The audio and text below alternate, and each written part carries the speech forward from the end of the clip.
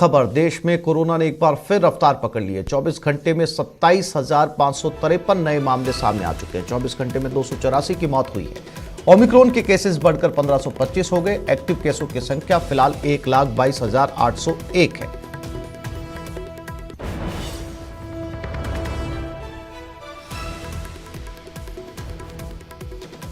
तो एक बार फिर एक्सपर्ट्स ये कह रहे हैं कि ये तीसरी लहर की शुरुआत है, यानी कि अब बहुत ज्यादा संभल कर चलने की जरूरत है।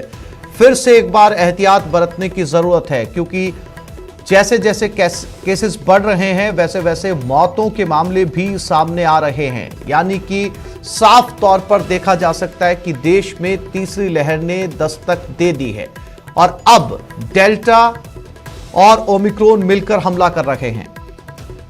आंकड़े गवाह हैं कि लगातार रोज मामले बढ़ रहे हैं।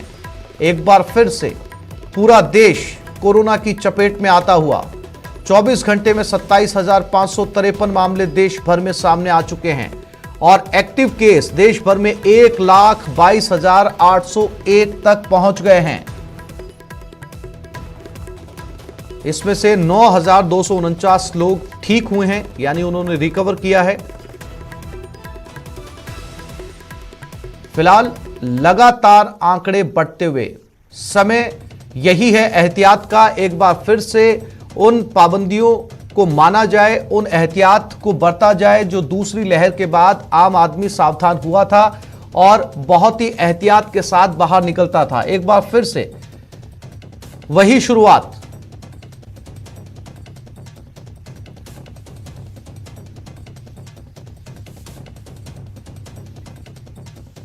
और ये आंकड़ों के जरिए आप समझ सकते हैं कि कुल केस एक दिन में 27,553, एक्टिव केस 1,22,801, ठीक हुए 9,249, 284 की मौत। ये 24 घंटे का आंकड़ा है।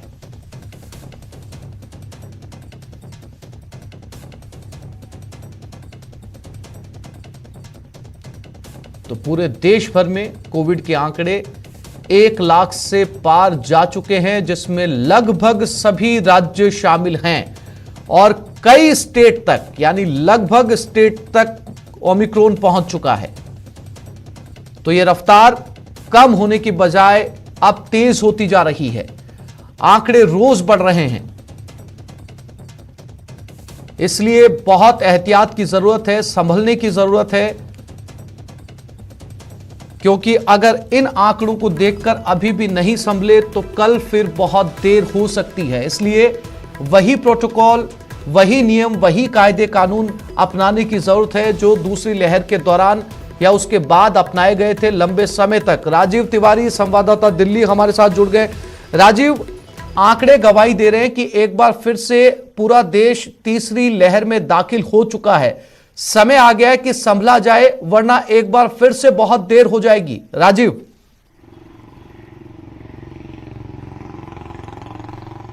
बिल्कुल इस बात से इंकार नहीं किया जा सकता है। जिस तरह से 24 घंटे में 27,000 से ऊपर के आंकड़े को एक पार कर गया है, जिस तरह से लगातार लोग संक्रमित होते जा रहे हैं, यह एक चिंता का विषय है पूरे देश भर में। आपने देखा होगा कि कुछ दिनों पहले ही प्रधानमंत्री ने एक बैठक की थी और बैठक में सभी राज्यों को उन्होंने बोला था कि सभी लोग जो है अपने अपने राज्यों को अपने स्तर से अलर्ट कर दें।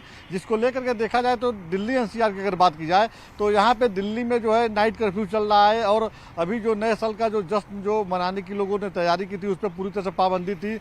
यहाँ तक कि ये कोरोना संक्रमण नहीं आया था अपने देश में, उसके पहले लोग लगातार सड़कों पर जश्न मनाते थे पूरी रात, लेकिन वह सब इस बार देखने को नहीं मिला है। पूरी तरह प्रशासन अलर्ट है।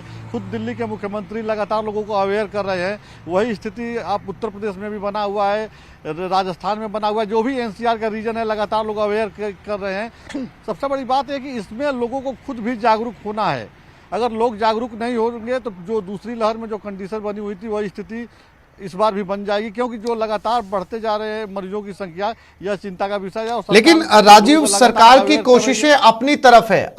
ये सारे नियम, कायदे कानून, इनकी पालना आम लोगों को करनी है, लेकिन जो भीड़ बाजारों में नजर आ रही है, चाहे सर्दियों की छुट्टियां हो, क्रिसमस हो, नया साल हो या कोई दूसरा ओकेजन हो, लोग एक बार फिर से जो है वो भयंकर लापरवाह हो चुके हैं और शायद यही वजह है कि आंकड़ा अब लाखों के पार जा चुका है।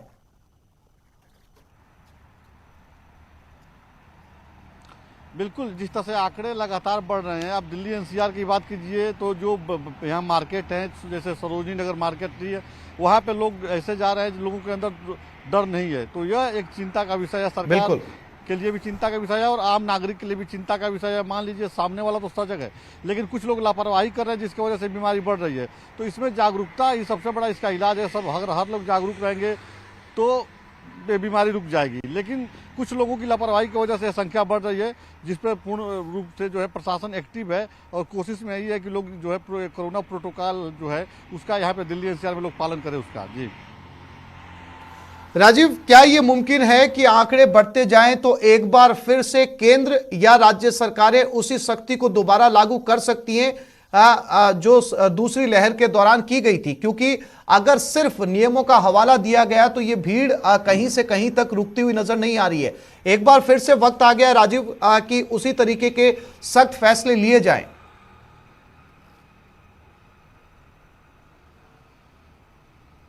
बिल्कुल, अगर जिस तरह से सभी राज्यों में आप देखें तो मरीजों की संख्या बढ़ती जा रही है, चाहे वो दिल्ली एनसीआर की बात कीजिए या उत्तर प्रदेश की, राजस्थान की, हरियाणा की, सभी राज्यों में मरीजों की संख्या बढ़ती जा रही है।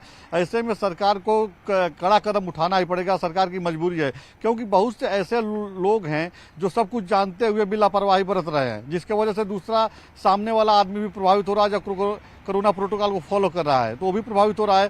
तो ऐसे में सरकार को समय रहते ठोस कदम उठाना पड़ेगा, नहीं तो ये बीमारी लगातार फैलती जाएगी और जो महामारी हुई थी दूसरी लहर में, जिस तरह से लोगों की जान चली गई थी, वही स्थिति इस बार बन सकती है अगर समय रहते सरकार कड़ा कदम नहीं उठाएगी तो। जी राजीव, जानकारी के लिए आपका धन्यवाद। तो एक बार फिर से जरूरत है उन पाबंदियों, उन सख्तियों की, क्योंकि जिस हिसाब से आंकड़े बढ़ते जा रहे हैं, तीसरी लहर दस्तक दे चुकी है और अगर समय पर नहीं संभले तो एक बार फिर से बहुत देर हो जाएगी।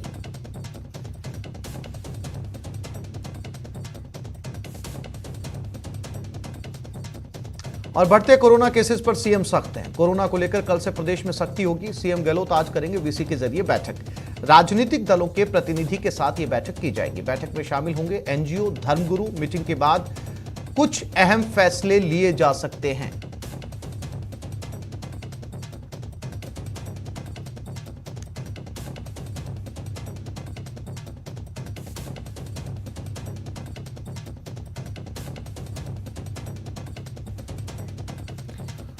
और इसी खबर पर ज्यादा जानकारी के लिए बात करते हैं हमारे संवाददाता दिनेश शर्मा के साथ। दिनेश, सीएम की बैठक है और ये कयास लगाए जा रहे हैं कि सीएम कोई सख्त फैसले ले सकते हैं, लेकिन वाकई दिनेश वक्त आ गया है। जिस तरीके से देश भर से आंकड़े 1 लाख के पार जा चुके हैं, लगभग 1.5 लाख का आंकड़ा छूने को है और रोज डबल मामले पहले दिन से ज्यादा सामने आ रहे हैं। दिनेश, वक्त आ गया एक बार फिर से सख्ती और पाबंदियां लगाई जाए, वो बंदिशें लगाई जाए, क्योंकि भीड़ जो है वो रुकने का नाम नहीं ले रही। दिनेश।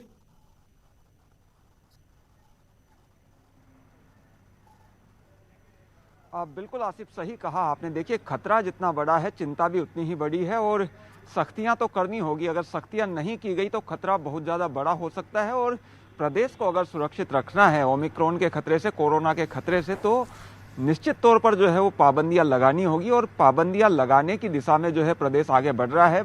मुख्यमंत्री अशोक गहलोत खुद गंभीर है इस मामले को लेकर। यही वजह है कि आज बैठक बुलाई गई है, महत्वपूर्ण बैठक है। शाम 4:30 बजे मुख्यमंत्री निवास से वीसी के जरिए ये बैठक होगी और सभी जो राजनीतिक दल हैं उनके प्रतिनिधि इसमें मौजूद रहेंगे, एनजीओ के प्रतिनिधि रहेंगे और इसके साथ ही धर्मगुरु मौजूद रहेंगे। देखिए, जब पहली लहर आई थी, जब दूसरी लहर आई थी, तब भी इसी तरह की प्रक्रियाएं अपनाई गई थी। सभी लोगों से सलाह मशविरा करके पाबंदियां लगाई गई थी। धर्मगुरुओं से चर्चा की गई थी कि किस तरीके से धार्मिक स्थलों पर जो है वो संख्या सीमित की जा सकती है। एनजीओ के प्रतिनिधियों से कि किस तरह की भागीदारी उनकी हो सकती है। राजनीतिक दलों के प्रतिनिधियों से भी चर्चा की गई थी कि किस तरीके से लोगों को प्रेरित किया जा सकता है वैक्सीनेशन के लिए, कोविड प्रोटोकॉल की पालना करने के लिए। तो अब एक बार फिर से वही प्रक्रिया अपनाई जा रही है और आज जो चर्चा होगी उसके बाद में ये माना जा रहा है कि कुछ कड़े और फैसले जो है वो प्रदेश के लिए लिए जा सकते हैं। खासतौर से धर्मगुरुओं से की चर्चा की जा रही है, तो ये माना जा रहा है कि धार्मिक स्थलों में जो संख्या है वो जो है वो सीमित की जा सकती है। अभी देखिए, जो बड़े आयोजन हैं जिनमें भीड़ ज़्यादा उमड़ती है, उन पर जो है पाबंदी लगाई गई है। वहाँ पर जो है वो 200 से ज़्यादा लोग जो है उनमें शामिल नहीं हो सकते, चाहे वो धार्मिक आयोजन हो, राजनीतिक आयोजन हो, सामाजिक आयोजन हो, सांस्कृतिक आयोजन हो, सभी प्रकार के जो आयोजन है, शादी समारोह भी उसमें शामिल है।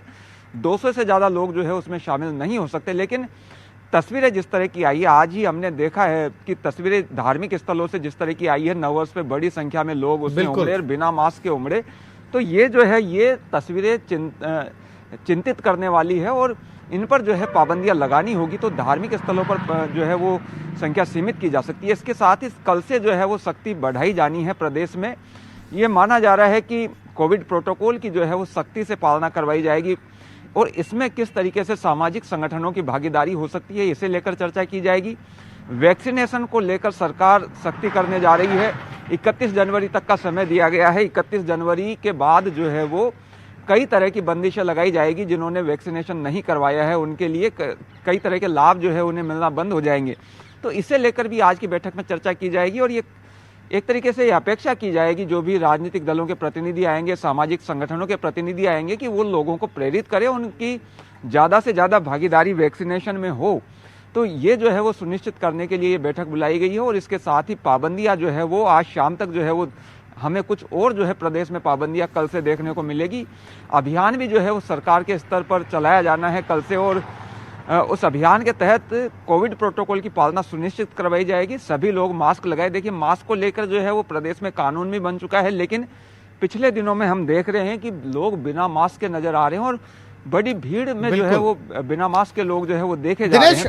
तो ये जो सख्ती और पाबंदियों पर फैसला लिया जा सकता है राजस्थान सरकार का, सीएम गहलोत जो है वो धर्मगुरुओं के साथ आज मिल रहे हैं जिसमें सभी धर्म के जो है वो एक्सपर्ट शामिल होंगे। लेकिन एक बात और भी सामने दिनेश लगातार आ रही है, जो बुद्धिजीवी है वो चर्चा करते हैं कि जो नाइट कर्फ्यू है उसकी अगर समय सीमा जो है वो दिन तक लाई जाए या दिन के अंदर भी इस तरह की सख्ती अपनाई जाए, क्योंकि आमतौर पर सर्दियों का समय दिनेश और रात में बहुत ज्यादा भीड़ होती भी नहीं है और दिन के अंदर ये भीड़ जो है वो पूरे बाजारों में, मॉल्स में उमड़ती है। क्या इस पर भी इसमें मंथन किया जा सकता है, चर्चा की जा सकती है? जैसे स्कूलों में, संस्थानों में 50% कैपेसिटी के साथ लोगों को या बच्चों को बुलाया जाता है, तो क्या बाजारों में भी इस तरह के नियम जो है वो अपनाए जा सकते हैं दिनेश?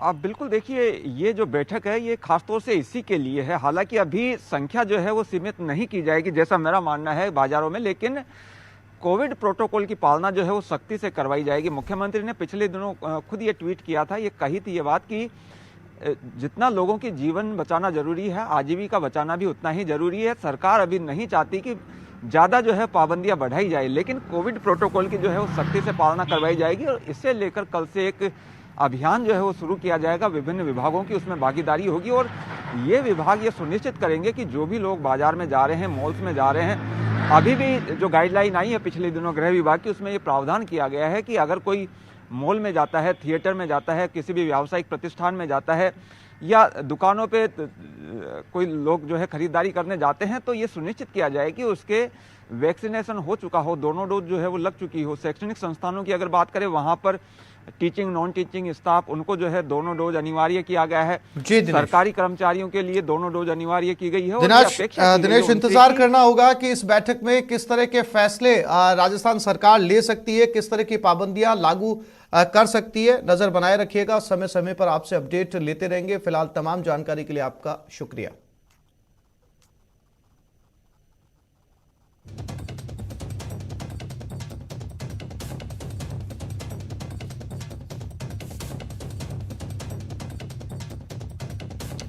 और ये बड़ी खबर प्रतापगढ़ से मिल रही है। छोटी सादड़ी में 10 नए कोरोना पॉजिटिव आ चुके हैं। जिले में संक्रमितों की संख्या बढ़कर 26 हो चुकी है और इन मरीजों में 3 ओमिक्रॉन संक्रमित भी शामिल हैं।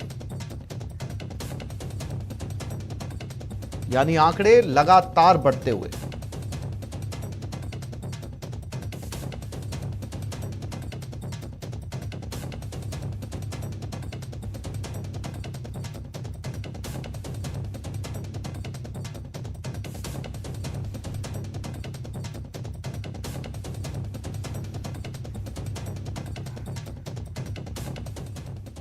और शनिवार को राजस्थान में भी कोरोना ब्लास्ट हुआ। एक साथ 301 कोरोना के मामले सामने आने के बाद भी लोग लापरवाह बने घूम रहे हैं।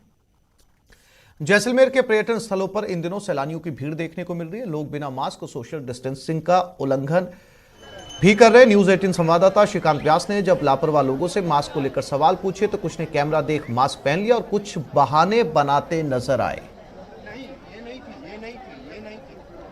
ओमिक्रॉन का खतरा अब मंडरा रहा है, लेकिन पर्यटन स्थलों पर पर्यटक बेतहाशा लापरवाही कर रहे हैं।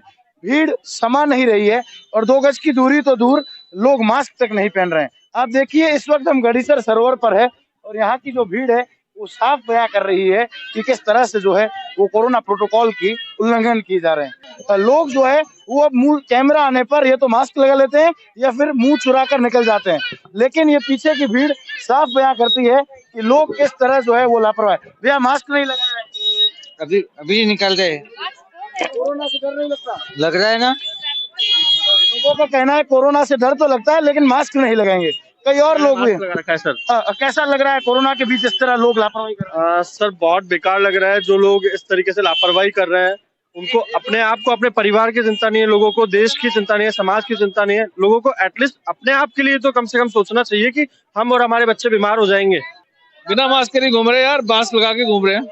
लोग जो है वो कहीं ना कहीं बच्चे जो है वो प्रोटोकॉल का पालन कर रहे हैं। भैया कोरोना के बीच घूम रहे हो, कैसा लग रहा है? देखो थोड़ा अच्छा नहीं लग रहा। अगर जो मास्क नहीं पहनते क्या बताऊँ उनको कुछ हो जाए फिर, इसीलिए मास्क पहनना जरूरी है। छोटे बच्चे समझ रहे हैं तीसरी लहर बच्चों को प्रभावित करने वाली है, वो लोग मास्क पहन रहे हैं, लेकिन ये लोग जो लापरवाह बने घूम रहे हैं। देखिए बिना मास्क के लोगों का सैलाब जैसलमेर में उमड़ पड़ा है। कुछ और लोग भी है, उनसे भी बात करने का प्रयास करेंगे। 2 गज की दूरी और मास्क है जरूरी तो लोग भूल ही चुके हैं। आने वाले दिनों में बड़ी जो है वो विडंबना है कि इस तरह लोग घूम रहे हैं। ये चिंताजनक विषय नजर आता है। अगर ऐसा ही रहा तो आने वाले दिनों में फिर कोरोना की जंग शुरू हो सकती है। श्रीकांत व्यास, न्यूज 18 जैसलमेर।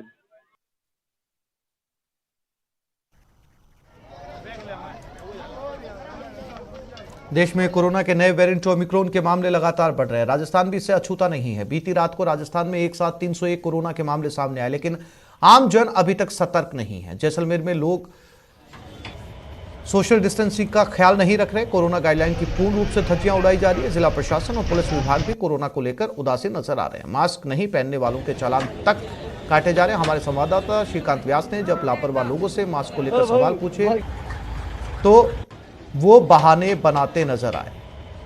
राजस्थान में कोरोना ने दस्तक दे दी है। शनिवार को 301 कोरोना के केस सामने आए हैं, लेकिन लोगों की लापरवाही अभी भी जारी है। मैं तस्वीरें दिखाना चाहूंगा। लोग जो है वो कोरोना को लेकर लापरवाह हुए घूम रहे हैं। देखिए, ना तो किसी ने मास्क लगाया है, ना ही सोशल डिस्टेंस की पालना की जा रही है। ऐसा लगने लगा है कि कोरोना जा चुका है। नाश्ता करने आए थे सर, सुबह सुबह नाश्ता तो करेंगे, तो नाश्ता ले खाने के लिए इसलिए उतारा था मास्क। लोग जो है वो लगातार बहाने बना रहे हैं। वहीं जो है कुछ लोग मास्क पहने हुए भी नजर आ रहे हैं। भैया कोरोना को लेकर क्या कुछ कहेंगे? सर कोरोना तो यहाँ तो जिसमें बिल्कुल कम ही है, इतना तो नहीं है। लोग मास्क भी लगाते हैं, चलते हैं लोग। जैसलमेर में जो है वो मास्क लगाते ये कहते नजर आए हैं। कुछ और लोग हैं, उनसे भी जो है वो बात करेंगे। भैया मास्क नहीं लगाए हैं? सर जी मास्क तो लगा लेंगे, लेकिन काम कर रहे हैं होटल में, इसी मास्क नहीं लगाया। अगर होटल में काम करते हुए कोरोना तोहफे में मिल गया तो? तोहफे में कैसे मिलेगा? काम तो करना पड़ता है ना, मास्क लगे। लोग जो है वो कोरोना को लेकर अभी भी लापरवाह नजर आते हैं। भैया चाय बेच रहे हैं, नो मास्क नो एंट्री भी लिख रखा है, लेकिन लोग मास्क नहीं लगा रहे। लोग आ रहे हैं, उनको हम बोल रहे हैं कि दोबारा आओगे तो हम ऐसा मतलब आपको चाय नहीं देंगे। हम फर्स्ट बार आ रहे हैं, सबसे यही कह रहे हैं कि भैया मास्क लगा के आओ। तो इनका कहना है कि हम उन्हें चाय नहीं देते, लेकिन जैसलमेर में लगातार बढ़ती कोरोना को लेकर लापरवाही आने वाले दिनों में बड़ा नुकसान दे सकती है, क्योंकि कोरोना ने अब दस्तक दे दी है। प्रदेश भर में लगातार कोरोना के केस सामने आ रहे हैं और ये लापरवाही कहीं भारी न पड़ जाए। श्रीकांत व्यास, न्यूज 18 जैसलमेर। बच्चों को वैक्सीन लगाने के लिए रजिस्ट्रेशन की प्रक्रिया शुरू हो चुकी है। इसे लेकर दौसा में बच्चों में खासा उत्साह देखा जा रहा है। 15 से 18 साल की उम्र के बच्चे सुबह से रजिस्ट्रेशन करवाते हुए नजर आए। भारी संख्या में बच्चों ने कोविन ऐप के जरिए रजिस्ट्रेशन करवाया। आपको बता दें कि बच्चों को 3 जनवरी से कोवैक्सीन लगाई जाएगी। इसे लेकर प्रशासन पूरी तैयारी कर चुका है। दौसा जिले में भी बड़े पैमाने पर तैयारियां की गई है। दौसा में करीब 1.25 लाख बच्चों को वैक्सीन लगाई जाएगी।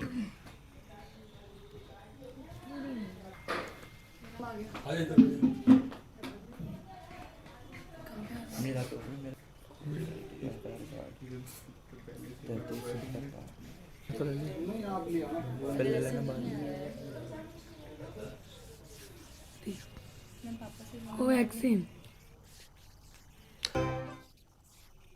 सीकर के धोद इलाके से एक निजी स्कूल के छात्र की बेरहमी से पिटाई का मामला सामने आया। स्कूल के 2 शिक्षकों पर यह आरोप लगे हैं। मारपीट में बच्चे के दांत भी टूट गए। स्कूली छात्र के साथ मारपीट को लेकर 2 शिक्षकों के खिलाफ परिजनों ने थाने में केस दर्ज करवाया है। मिली जानकारी के अनुसार खुदड़ी गांव के रामनिवास पिलानिया ने थाने में केस दर्ज करवाया कि उनका बेटा रोशन कुमार बाल भारती कॉन्वेंट स्कूल में पढ़ता है। यहां उनके बेटे को दूसरे बच्चों के साथ बातचीत करते देख 2 शिक्षकों ने उससे मारपीट की, जिससे उसके दांत टूट गए। फिलहाल पुलिस पूरे मामले की जांच कर रही है।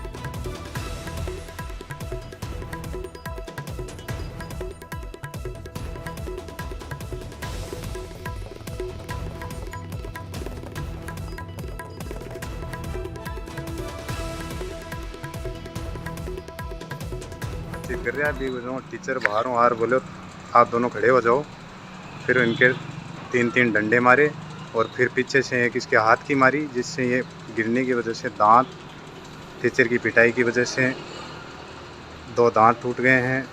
नीचे होठ पूरा फट गया है, उसमें टाँके लगे हैं और स्कूल प्रशासन बार बार आकर के दबाव बनाने की कोशिश कर रहे हैं। रामनिवास पिलानिया सनोफ श्री मोहनलाल पिलानिया ने एक रिपोर्ट दर्ज कराई है कि मेरे बच्चे रोशन कुमार पिलानिया के साथ दिनांक 24/12/2021 को अध्यापक शरण कुमार और रामनिवास स्वामी ने मारपीट कर ली, जिस संबंध में थाना हजा पर मुकदमा दर्ज कर लिया गया है। बच्चे का मेडिकल मुआयना करवा दिया गया है, जांच जारी है।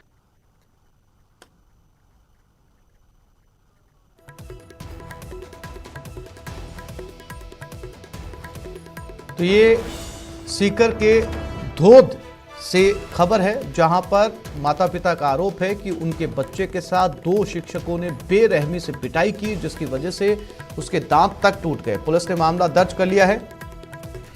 संदीप हुड्डा संवाददाता सीकर हमारे साथ जुड़ गए। संदीप, क्या था ये पूरा मामला और पुलिस ने इस मामले में अब तक क्या कार्रवाई की है? ये 24 दिसंबर की ये घटना बताई जा रही है, जब ये जो बच्चा है, ये परिजनों का ये कहना है कि 2 बच्चे जो क्लासरूम में बैठ करके बात कर रहे थे। इस दौरान जो 2 शिक्षक हैं वो आए और उन्होंने जो बच्चों के साथ डंडे से मारपीट की और इस दौरान इनका कहना है कि इनके जो बच्चा है उसके मुंह पर भी चोट मारी गई और मुंह पर जो होठ पर है वो टाँके लगे और बच्चे के जो है वो दांत टूट गए हैं। ये बच्चे के पिता का ये कहना है कि वो दिल्ली रहते हैं और घर पर उनके जो है बूढ़े माँ बाप थे, इसलिए उन्होंने किसी तरह की शिकायत नहीं दी। इसके दौरान बीच में जो स्कूल का जो संचालक है वो भी इन पर दबाव बनाते रहे और आखिरकार बच्चे के पिता कल दिल्ली से पहुंचे और रात को उन्होंने जो है वो मुकदमा दर्ज करवाया। जी संदीप, जानकारी के लिए आपका धन्यवाद।